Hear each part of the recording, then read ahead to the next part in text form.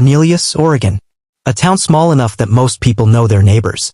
Streets lined with modest homes, front yards scattered with toys, porch lights glowing like quiet beacons of safety. Life moves gently here, without much noise, without much notice. Until one morning, it didn't. On April 8, 2025, in a house that had only just reopened its doors after a fire, something unthinkable was discovered. Inside the walls of that home, tucked away on a residential street, a man walked into a scene he would never forget. A mother. Her 3 children. Lifeless. The silence inside was suffocating. Emergency crews arrived quickly. Yellow tape was drawn. And a neighborhood once defined by calm now stood at the edge of disbelief. The question wasn't just what happened, it was how. And why? And who? As investigators moved through the rooms, as neighbors watched from behind blinds, something became clear. This wasn't random. It wasn't messy. It was something else entirely. The mother was 37-year-old Hong Phuong. Her children, Tan, Hanan, and Viena, were only 7, 5, and 2 years old. The news sent shock through the community. A family gone, in silence.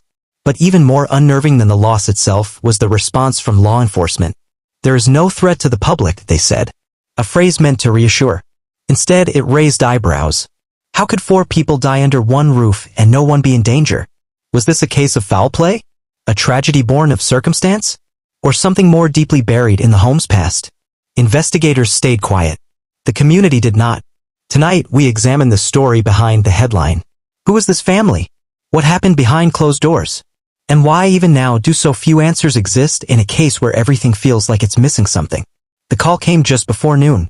A man, described only as being related to the victims, returned to a home he had once visited without fear. The house had only recently been deemed livable again, repaired after a previous fire had displaced the family. But what greeted him that day wasn't restoration.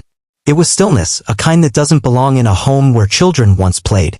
On the other end of the 911 line, his voice was calm, almost stunned. There was no panic. Just a description.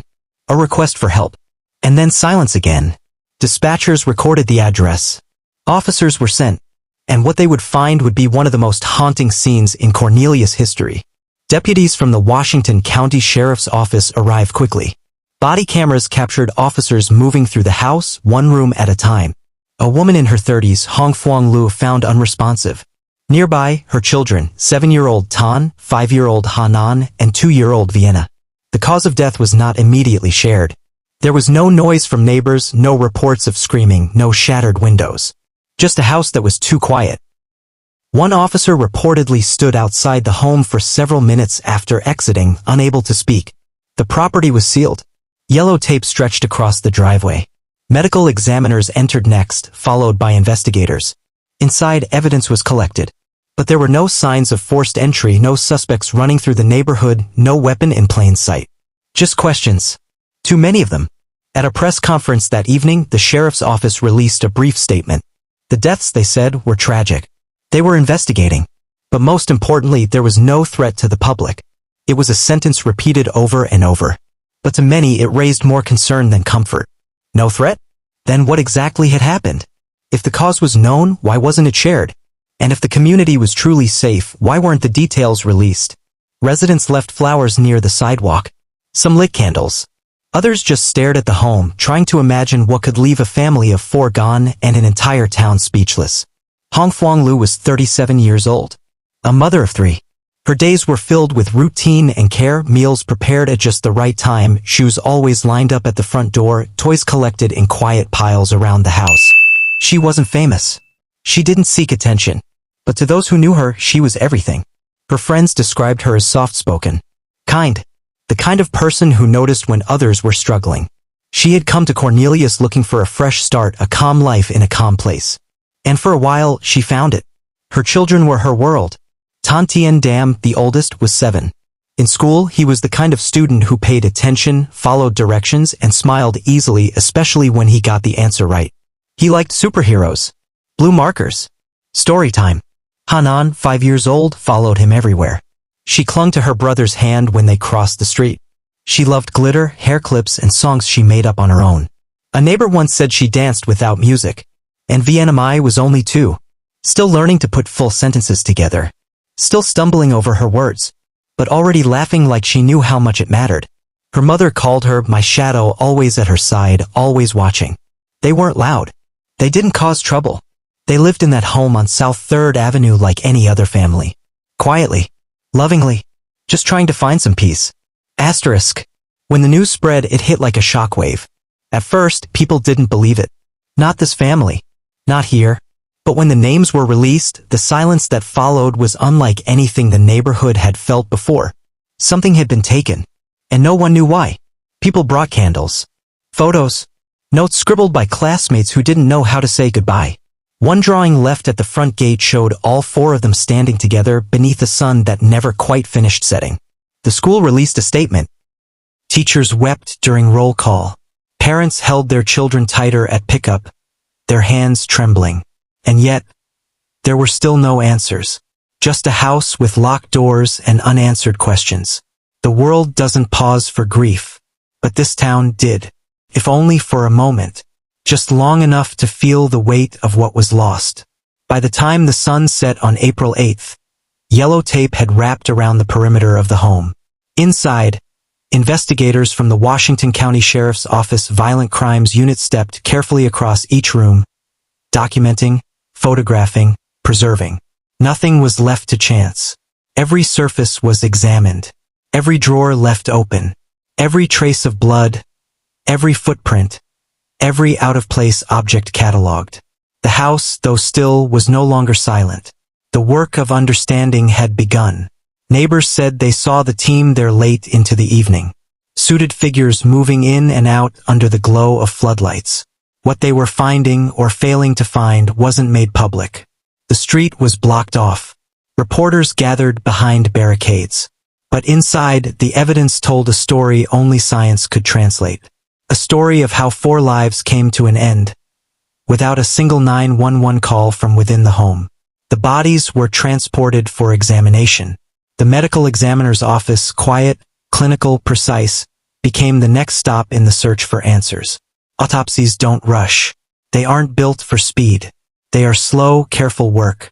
And in cases like this, that work is delicate. The official causes of death have not been released. Toxicology tests take time. The smallest mistake can obscure the truth.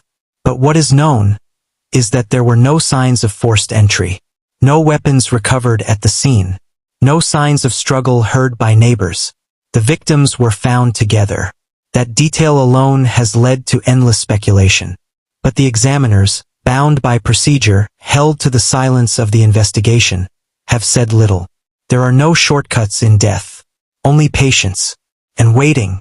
With no suspect named, and no arrests made, the public was left with only silence and theories. Some whispered of family conflict. Others questioned mental health, financial hardship, recent trauma. The home had suffered a fire months prior. Was that connected somehow? Or merely coincidence? Law enforcement emphasized that this was an isolated incident, but refused to elaborate. The lack of danger to the public didn't ease the unease. There were no protective orders on file, no known history of violence, no public record of threats, which left just one lingering possibility, that whatever happened in that house came not from outside, but from within. But until a cause of death is confirmed, and a timeline of events is established, everything else is shadows. Theories without anchor, grief without shape. Within hours of the discovery, the news began to spread. First local reports, short, factual, restrained. Then, as the scope of the tragedy became clear, regional and national outlets picked up the story. A mother. 3 children. No suspects. No danger to the public. The headlines did what headlines are built to do. They drew clicks. Family of 4 found dead in Oregon home. Police say no threat to community. But what was left out was what couldn't yet be explained. Some outlets questioned the phrasing, no danger to the public. Others focused on the victims' identities, their ages, their faces. Candlelight vigils. Stock photos of caution tape. Clips of police cruisers parked along a suburban curb. But as coverage grew, so did the gaps. There was no motive. No timeline. No official cause of death. And when a story lacks answers, speculation fills the void. Across social media and in quiet corners of town halls, conversations took shape. Some asked how a tragedy of the scale could occur without warning. Others questioned whether more could have been done. Was this preventable? Was it private? Mental health became a frequent topic, but without specifics, those discussions wandered. In some circles, there were accusations. In others, silence. The weight of the unknown pressed down on the conversation. The media moved on quickly. But the people closest to the family, the neighbors, the classmates, the ones who saw them in the grocery store just weeks before, remained in that same heavy pause, waiting for something more than headlines. This story is still unfolding. Updates may surface. Truth may find its way to light. Or it may not. But if you want to follow this case, if you believe these lives deserve to be remembered and their story to be told fully, make sure you're here when that time comes. Like this video, subscribe, and turn on the bell icon, so you don't miss what comes next. Because even when the headlines fade, we keep watching.